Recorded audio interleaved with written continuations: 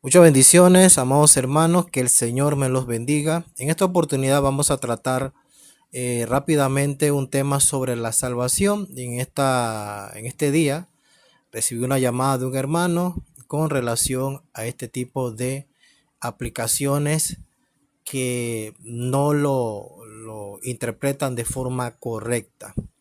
Así que vamos al libro de Romanos capítulo 1, verso 16. Dice así el apóstol Pablo: porque no me avergüenzo del evangelio, porque es poder de Dios para salvación a todo aquel que cree, al judío primeramente y también al griego. Mayormente la carta a los romanos fue escrita a los gentiles, porque aquí hay un gran número de gentiles que judíos. Por eso que Pablo, él dice que tanto judíos como griegos es la salvación de parte del Señor. En el verso 17 dice: porque en el evangelio la justicia de Dios se revela por la fe, y para fe, como está escrito, mas el justo vivirá por la fe. Aquí Pablo habla de la justicia de Dios, y esa justicia de Dios, amados hermanos, es la persona de Cristo. ¿Por qué? Porque él tuvo esa revelación, él comprendió de que Cristo era la justicia de Dios clavándolo en la cruz. Esa fue la justicia que Dios aplicó en la persona de Jesús para salvar al mundo, para que todo aquel que se acercara a él y creyese en él, entonces recibiera ese perdón de pecados. Y eso, como lo habla, dice Pablo, Dios se revela por fe. Es eso, a través de esa justicia de Dios. ¿Y cómo lo hace con el hombre? Cuando el hombre, Dios se revela por fe, le hace contemplar a la persona de Jesús. Nosotros venimos a los pies del Señor y confesamos nuestros pecados.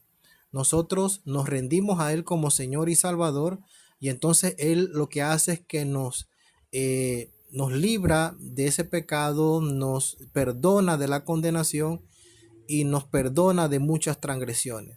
Una vez que nosotros ya tomamos ese primer paso, en la que Pablo dice aquí, se revela por fe, y dice y para fe, es decir, Dios comienza entonces a trabajar en el creyente de manera que nosotros vivamos de forma correcta y agradarle a Él. Por eso que Él inicia diciendo: porque no me avergüenzo del Evangelio, porque es poder de Dios para salvación a todo aquel que cree.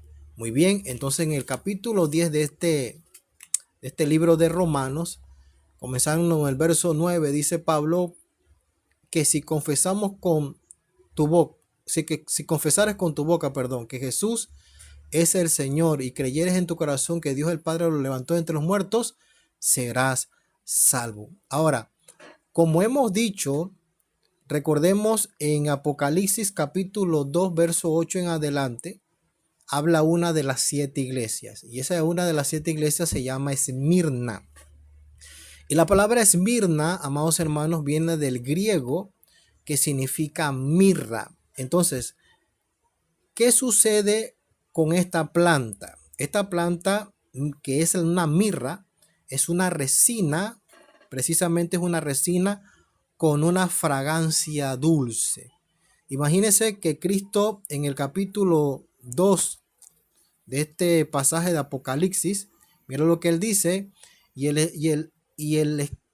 y escribe al ángel y a la iglesia en Esmirna, y él dice: el primero y el postrero, el que estuvo muerto y el que vive, dice esto.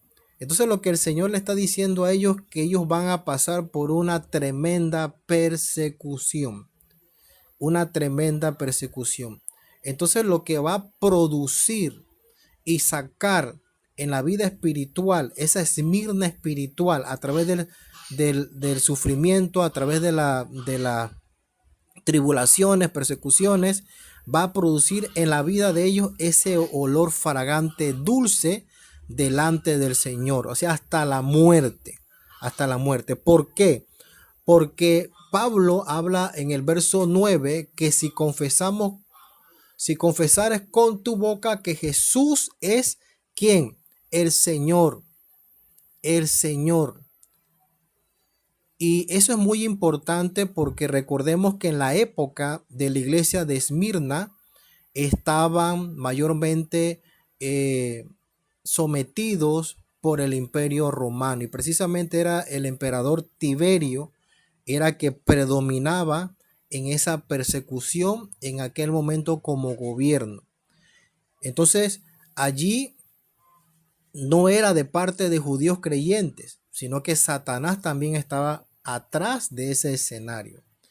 Entonces había una estrecha relación entre Roma y los ciudadanos que contemplaban el templo allí con el emperador Tiberio. Entonces, ¿por qué Pablo aplica entonces esa palabra confesar? Porque recuerde que durante el periodo del imperio Tiberio, mandaban que cada persona confesara al César como Señor. Y recuerde que cuando Jesús vino a este mundo, la gente también lo estaban tentando con relación a esto porque estaban familiarizados a que él era, o sea, el César tenía que ser Señor sobre todos, no importaba quién viniese. Entonces Jesús le dijo a la multitud, precisamente a esta gente predominante, y le dice, dame una moneda. Entonces él se voltea y le dice al público, a la gente, al pueblo, de quién es la cara de esta moneda. Entonces ellos le dijeron del César.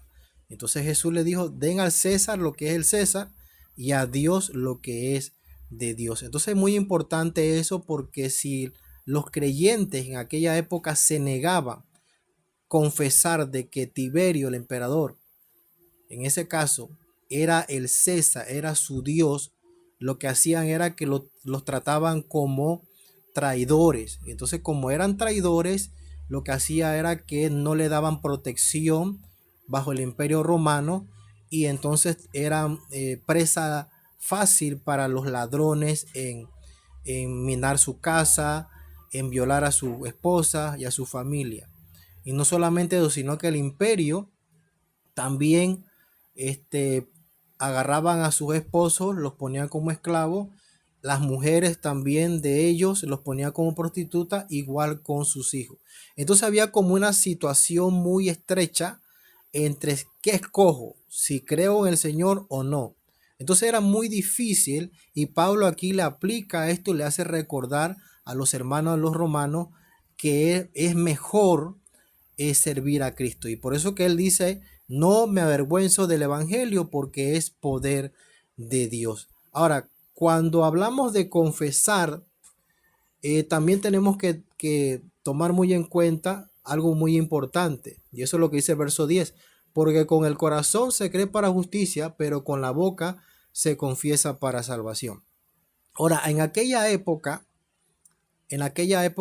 como ahora, también tenemos que tomar en cuenta que habían hermanos que eran sordomudos, pero Dios siempre trata a través de nuestros sentidos, y uno de esos sentidos es la vista. Así que si aquel que no tenía problemas con la visión o tenía problemas con la visión, oía. Por eso que Pablo dice, así que la fe es por el oír y el oír por la palabra de Dios. Así que Dios produce igual ese llamado. Dios también hace ese llamado, y precisamente Dios le hizo ese llamado a Moisés allá en el capítulo 12 de Génesis, donde él se le revela a través de un llamado, y él le llamó la atención a través de esa parte del sentido de la vista. Sí, entonces eso fue lo que hizo, le llamó la atención a Moisés a contemplar esa zarza, ese fuego que le llamó mucho la atención. De allí entonces Dios lo hace un llamado, y nosotros conocemos eso. Así que Dios siempre ha tratado con todos. Por eso que dice aquí en el verso 10, porque con el corazón se cree para justicia. Porque si yo tengo una visión y no oigo ni nada, no puedo hablar, no puedo confesar, pero sí tengo el sentido de la vista, entonces yo puedo creer por justicia de Dios, en creer en mi corazón que Jesús es el Señor. Así que, amados hermanos, esto es muy importante conocerlo, ya que un hermano me hace una llamada con respecto a esto y otros temas, y Y hay que estar bastante claro con relación a esto. La palabra del Señor nunca nos va a- a hacer dudar. Tampoco no podemos decir que no tiene consistencia. Toda la Biblia, desde el principio de Génesis hasta el libro Apocalipsis, siempre ha tenido esa consistencia sobre la salvación. Porque la salvación, amados hermanos, no solamente eh, no es por obra, sino por fe. Ahora usted me dice, pero Santiago dice que la fe sin obras es muerta. Sí, es correcto. Pero cuando nosotros nos referimos a las obras, nos estamos refiriendo a nuestros propios esfuerzos como seres humanos. Y jamás vamos a alcanzar ese tipo de salvación y ese tipo de contacto con Dios. Y eso fue lo que sucedió con Babel, porque ellos trataron, Nimrod precisamente trató de ir más allá, de tratar de abrir un espacio a diferentes dioses para tener ellos comunión. Así que Dios no le pareció correcto, obviamente, y él desciende y confunde entonces sus lenguas para que no llegaran a su objetivo o a su propósito. Así que asimismo, amados hermanos, la fe en el Señor, como dice Santiago, es producto de reconocer a Jesús como nuestro Señor y Salvador.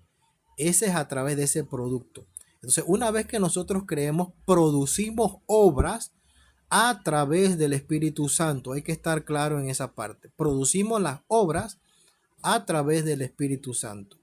Y esas obras son para su honra y su gloria. Esas son las obras que nosotros tenemos que hacer porque tenemos depositado ese amor de Cristo en nuestros corazones. Así que, vuelvo y repito, la fe en la Biblia tiene que ver con creer, no con algo como algo de imposición o por temor, sino por amor. Porque cuando nosotros creemos en lo que Dios ha dicho, lo que Dios ha prometido, entonces sabemos que vamos a recibir eso. ¿Por qué?